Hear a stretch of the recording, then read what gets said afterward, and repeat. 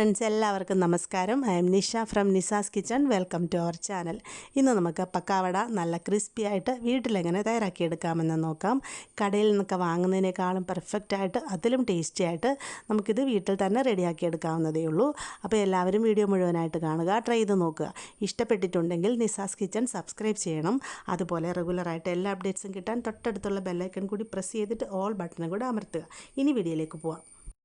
ആവശ്യമായിട്ടുള്ള ഇൻഗ്രീഡിയൻസ്: കടലമാവ് 1 cup, roasted അരിപ്പൊടി 1/2 കപ്പ്, ഇഞ്ചി വെളുത്തുള്ളി പേസ്റ്റ്, ഒരു ചെറിയ കഷ്ണം ഇഞ്ചിയും 10 അല്ലി വെളുത്തുള്ളിയും കൂടെ നന്നായിട്ട് അരച്ച് പേസ്റ്റാക്കി എടുത്തിട്ടുള്ളതാണ്.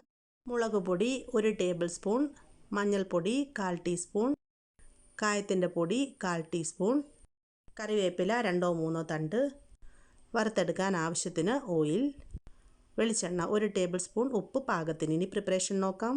ഞാനിവിടെ ഒരു ബൗൾ എടുത്ത് വെച്ചിട്ടുണ്ട്. അതിലേക്ക് നമ്മൾ എടുത്ത് വെച്ചിരിക്കുന്ന കടലമാവ് ഇട്ട് കൊടുക്കാം. കടലമാവ് ഞാൻ ഈ ഒരു 250 ml 1 കപ്പാണ് എടുത്തിട്ടുള്ളത്. അപ്പോൾ അതിനെ ഈ അരിപ്പയിലിട്ടിട്ട് നന്നായിട്ടൊന്ന് അരിച്ചെടുത്ത് വെച്ചിരിക്കുന്നതാണ്.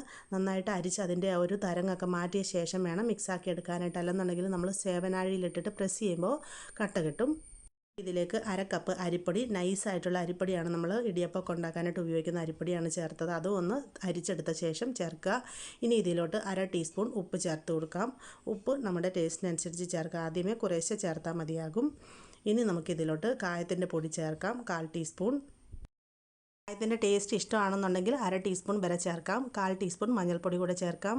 1 table spoon hot chilli powder ചേർത്ത് കൊടുക്കാം. അപ്പം നമുക്ക് ഈ കളർ ഇതിന് കൂടുതൽ വേണമെന്നുണ്ടെങ്കിൽ ഒരു 1.5 ടേബിൾ സ്പൂൺ കാശ്മീരി മുളക് പൊടി ചേർത്ത് കൊടുത്താലും മതിയാകും.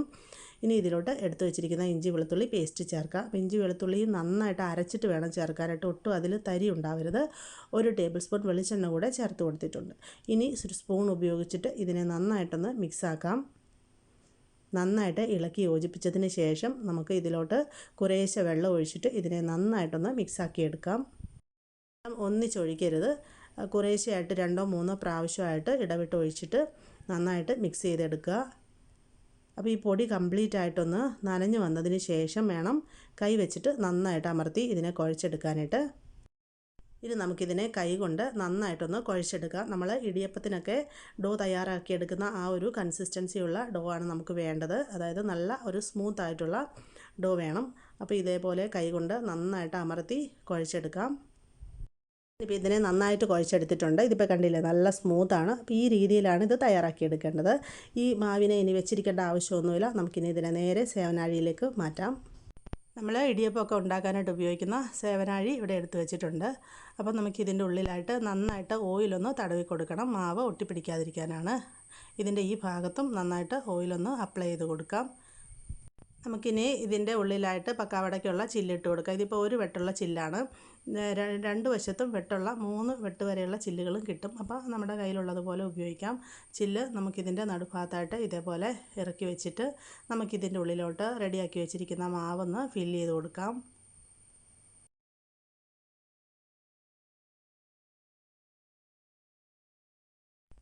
ഞാനിപ്പോൾ ഇതിൻ്റെ ഉള്ളിലായിട്ട് മാവ് കംപ്ലീറ്റ് ആയിട്ട് ഫില്ല് ചെയ്തിട്ടുണ്ട്.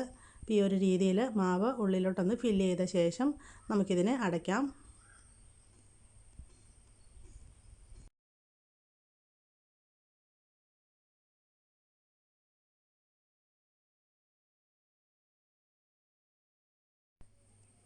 ഈ ഒരു രീതിയിൽ ഇതിനെ ടൈറ്റായിട്ട് അടച്ചതിന് ശേഷം നമുക്ക് തിളച്ച എണ്ണയിലേക്ക് ഇതിനെ ചുറ്റിച്ചൊഴിക്കാം. ഞാനിവിടെ ഒരു ഫ്രൈങ് പാനിൽ ആവശ്യത്തിന് ഓയിൽ ഒഴിച്ചിട്ട് സ്റ്റൗവിൽ വെച്ചിട്ടുണ്ട്. ഓയിലിപ്പോൾ നന്നായി ചൂടായി വന്നിട്ടുണ്ട്. വെളിച്ചെണ്ണയിലോ സൺഫ്ലവർ ഓയിലോ നമുക്കിതിനെ ഫ്രൈ ആക്കി എടുക്കാം. നന്നായിട്ട് ചൂടായി വന്ന എണ്ണയിലേക്ക് 2-3 തണ്ട് കറിവേപ്പില ഇട്ടിട്ട് ഇതിനെ ഒന്ന് മൊരിയിച്ചെടുക്കാം. നമ്മൾ ആദ്യമേ ഇതേപോലെ കറിവേപ്പില എണ്ണയിലിട്ടിട്ട് ഒന്ന് മൊരിയിച്ചെടുത്ത് കഴിയുമ്പോൾ ഈ എണ്ണയ്ക്ക് ആ കറിവേപ്പിലയുടെ നല്ലൊരു സ്മെല്ല് കിട്ടും. അപ്പോൾ പിന്നീട് നമ്മൾ ഇതേ എണ്ണയിൽ തന്നെ പക്കാവട ഉണ്ടാക്കി എടുക്കുമ്പോൾ അതിന് ആ കറിവേപ്പിലയുടെ നല്ലൊരു ഫ്ലേവർ കിട്ടാൻ വേണ്ടിയിട്ടാണ്. ഇനി നമുക്ക് ഈ മൊരിഞ്ഞ കറിവേപ്പില എണ്ണയിൽ നിന്ന് കോരി മാറ്റി വെക്കാം.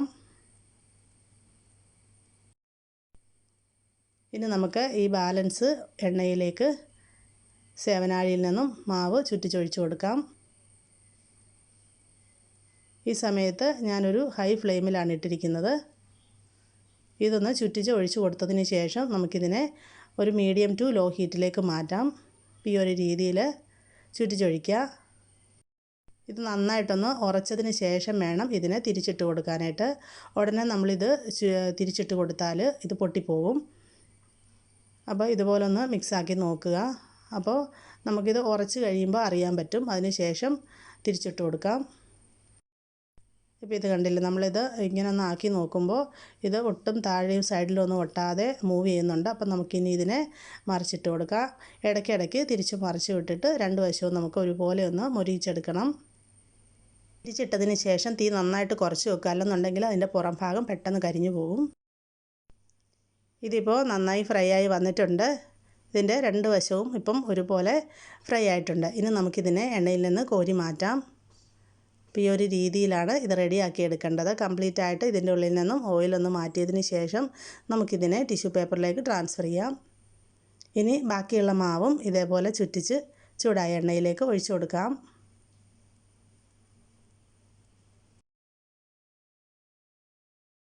ഈ ഒരു രീതിയിൽ മുഴുവൻ പക്കാവടയും നമുക്ക് ഫ്രൈ ആക്കി എടുക്കാം. ഇതിപ്പോൾ കണ്ടില്ലേ, നല്ല പെർഫെക്റ്റ് ആയിട്ട് വന്നിട്ടുണ്ട്, നല്ല ക്രിസ്പി ആയിട്ടുണ്ട്.